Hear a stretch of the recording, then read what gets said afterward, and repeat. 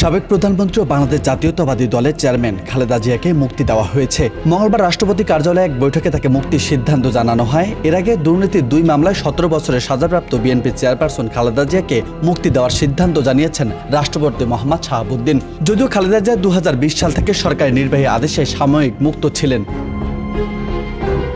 দুর্নীতির মামলায় ঢাকার একটি বিশেষ আদালতে 5 বছরের কারাদণ্ডে দণ্ডিত হওয়ার পর 2017 সালের 8 ফেব্রুয়ারি কারাগারে যান খালেদা জিয়া। পরের বছর 2021 সালে 30 অক্টোবর হাইকোর্ট এই মামলায় তার আপিল খারিজ করে দেওয়ার পর শাস্তি বাড়িয়ে 10 বছর করে দেওয়া হয়।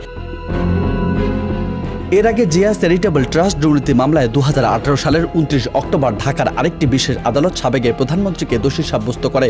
তখন তাকে 7 বছরের সশ্রম কারাদণ্ডে দণ্ডিত করা হয়। মোট 17 বছরের কারাদণ্ডে দণ্ডিত হয় বিএনপি চেয়ারপারসন।